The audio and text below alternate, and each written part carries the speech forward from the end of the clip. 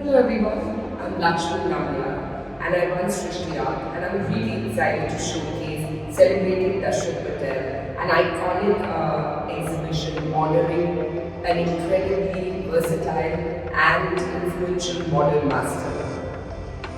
Patel was the founding member of National Institute of Design in Ahmedabad. He was a polymath. He was a painter, ceramist, photographer, and educator and designer, especially of large exhibitions when in India in the 70s and the 80s, India used to participate in fairs outside of the country.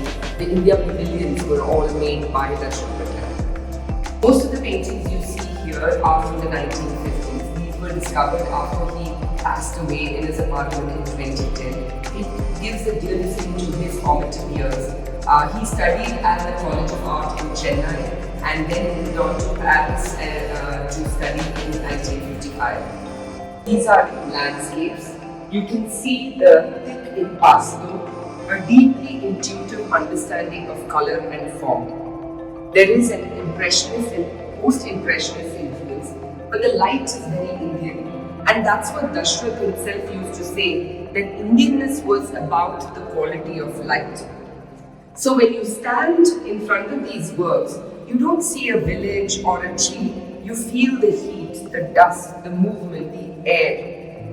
Even when he uses very few colors, the contrast and composition make the work vibrant. These works also tell us something very important. This was a decade in the 50s when India had emerged after independence and Indian modernism was coming on its own. So these are not just paintings, they are documentation of a country trying to find its visual language.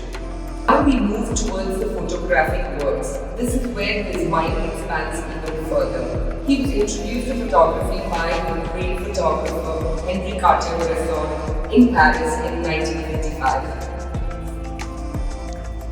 Photography helped him understand light in an entirely different way. He himself said that when you reduce a vast expanse of nature into a photographic frame, you intensify the experience of light. And you can see that here. He photographs everyday India, onions, shops, bazaars, kites, markets. There is art in the ordinary. He had this extraordinary ability to isolate forms with the bustle of everyday life, something he believed was uniquely an Indian way of seeing. But he had an eye to see everything very differently. He could stand in the middle of daily activities and recognize a pattern. He could look at something very functional and still see structure. He could look at light falling on fabric and see an entirely new visualization. And to me, that is what made him very remarkable. Now we move on to these drawings from the 1990s, where abstraction becomes really distilled. As you can see, the lines are getting freer, but it's not random. These forms replicate something which is very ordinary, vegetables in the market. He doesn't replicate what he sees, he extracts its structure, its curve, its weight. So even in abstraction, there's always connection to everyday life.